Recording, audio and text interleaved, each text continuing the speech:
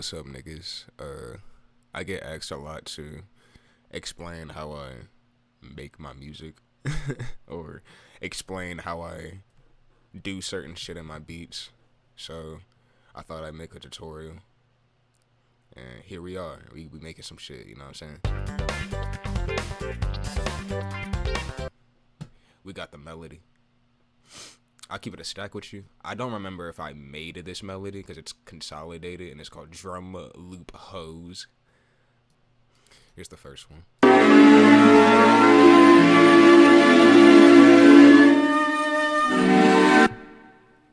Yeah, some violent shit, you know, some regal shit.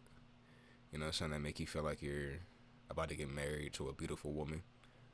And then you got this.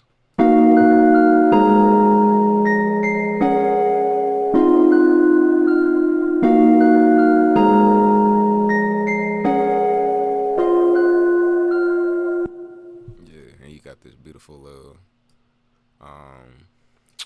you know what I'm saying? R&B melody, I guess. I don't know. Before it was like this. It sounded a lot cooler when I first made it. It sounded like this.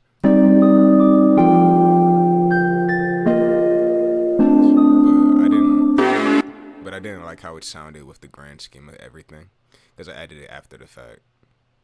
So it didn't sound right with the drums. So I just pitched it up 300 cents, and it sounds a bit better pitched up, and it fits with the drums. But yeah, there's a counter melody with this shit. I don't know why I just like doing this. There's a counter melody with this, which is essentially a drum loop, but it has like some artifacts in it or whatever the fuck that makes it have like that shine, especially when this dips out and loses some volume. You get like some cool sounding shit.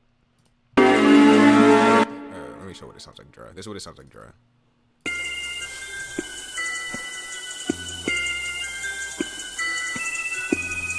You know, your usual like Memphis 90s Memphis shit. You know what I'm saying? And then together with it, it sounds pretty nice.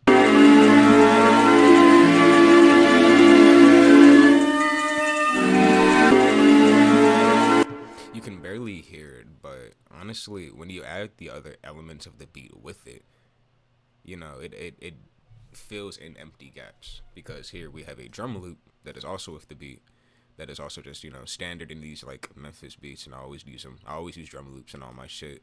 I think they just sound really nice, and they add a bit more texture, because I'm a very texture heavy producer, and it fills in like dead air where like shit doesn't happen, and so they're really useful. This is a very common loop. It's called the hard D loop.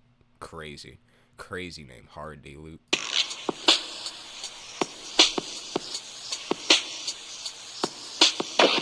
Y'all probably heard this in a couple like beats. If you listen to my music, I would use it a couple of times, and you probably heard it in like other beats, because it's pretty popular as like a drum loop to use in these Memphis type beats, and they just sound really nice. The other thing that is usually pretty essential to the way I make my music is these acapellas. These acapellas.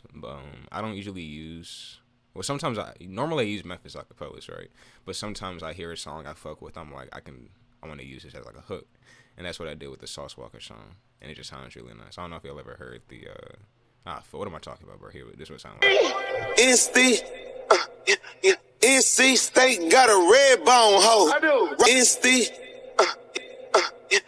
NC State got a red bone hoe. I do. Yeah, I chopped it here because it sounded weird looping it the entire way through. So I think adding like a little chop made it spice it up a little bit. I didn't use the same acapella over here, by the way. I should make that clear. It was a Gangsta Black one. Coalition is already Coalition is already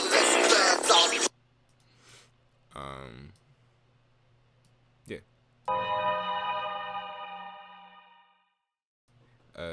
In terms of mixing with like these melody parts of the beat, I didn't really do much. Like, this is like your standard shit. I tracked this to level to insert 1, and I tracked it over here, and then I just did a low cut. I don't like taking out all the bass sometimes if it doesn't fuck around with it too much, because I like how it melds with the bass I already make. So, you know, Something happened in the back. I'm sorry. But I usually like having some bass that is left over from like the original song because I like how it like sounds with the bass I create. So that's why it's not completely cut at like 200 hertz, and I got it at like 150, at 129 cut. And then you got reverb. Who gives a fuck? It's just reverb, bro. I do like a 25% wet sometimes. Sometimes I do like 30. Sometimes I do 40. It's up to. It's like vibe based. All my shit's like vibe based confirmation. A lot of my shit's like not the same.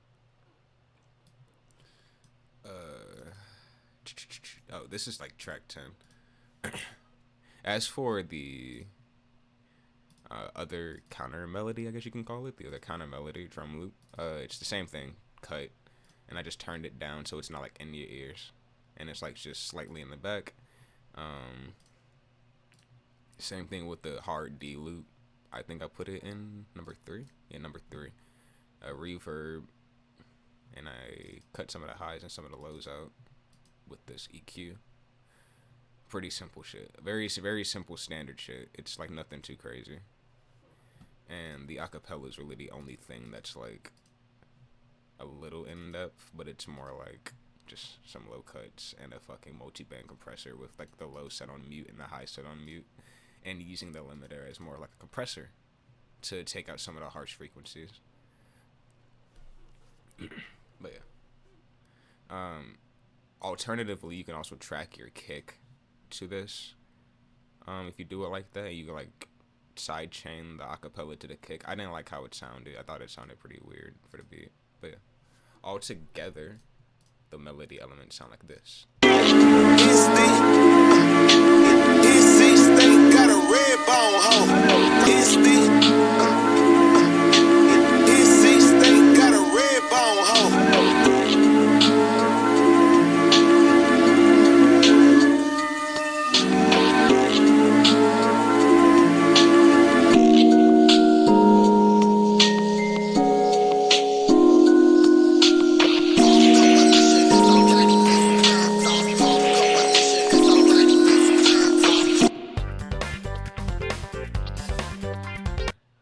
And now for the drums, the part everybody's like always asking me about when I make my music.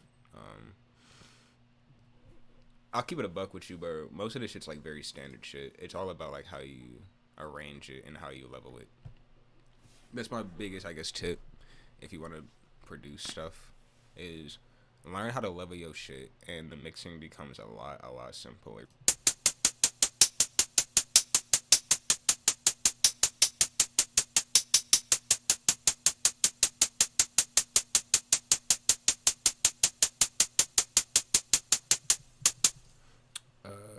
Yeah, hi-hat's pretty simple. What did I just click, bro? Oh, fuck my life, bro. I'm losing my mind. Very simple. I didn't even really do anything. I just gave it some reverb and took some of the low end out. That's it. Very simple. Snare. So it's a Roland Jones snare. I just pitched it down a little bit and turned it up, and it sounds like this. Very simple pattern. We got the OG trap snare. You know it. You know the OG trap snare. I use it like a accent.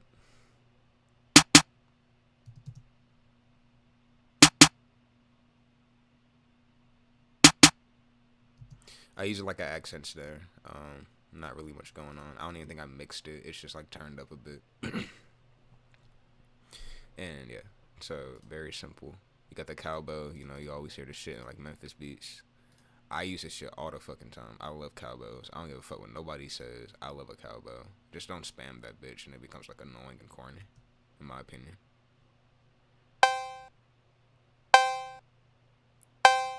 It's just there on the little end stuff, like the. I'm not musically like. I'll keep it a stack with you, but you see it. Next we got the evil kick from Evil Kai Kits. You got the evil dirty kick. You know, it's just, you know what I'm saying, it's a kick. It's sidechain to the melody. And I usually use P controller to sidechain, and these are the settings I use. Yep. And that's how I do my kick. There's literally no mixing on the kick. I just turned it up. And it's just not muddied with everything, because if you sidechain the kick with your 808 and melody, then it stands out a lot more. Elite ball knowledge. I just know that is elite. That is fucking esoteric ball knowledge, my nigga. Niggas don't tell niggas to sidechain they shit enough, bro. Sidechain your kicks, bro, and you'll night and day difference. You got the fucking teriyaki 808. Here's the pattern. Very simple pattern.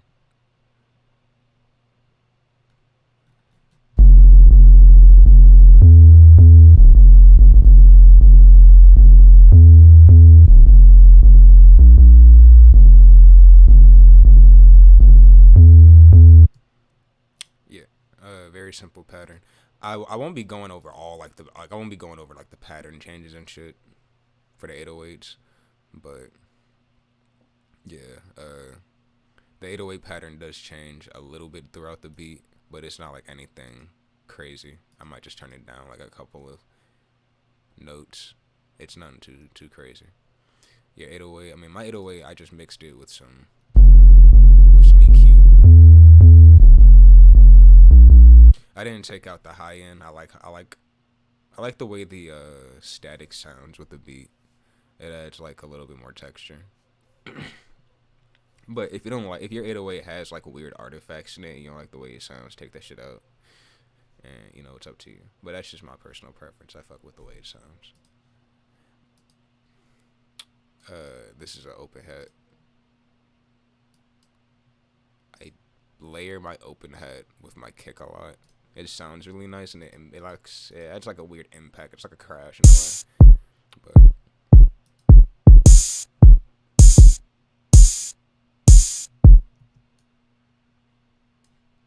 am I stupid? Oh my god, I'm sorry. I'm so fucking dumb.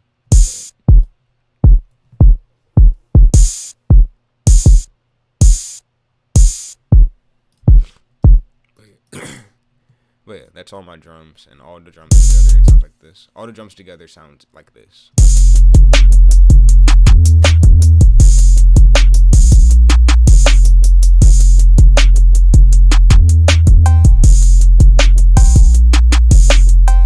I do also do like hi-hat rolls a lot of the time to transition from area to area. So like here, we have a hi-hat roll as well, and it's like pitched down.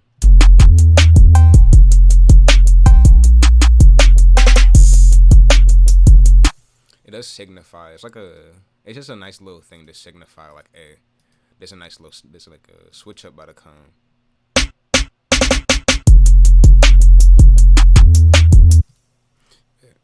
And everything together sounds like this.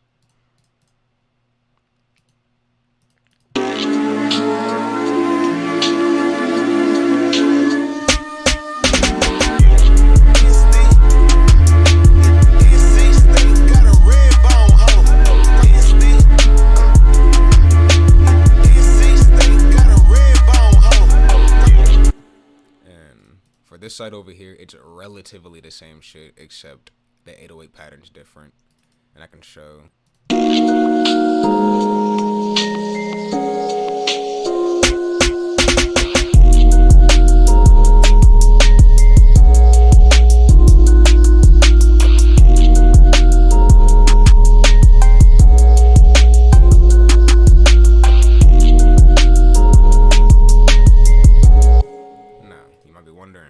My shit don't sound like that yet.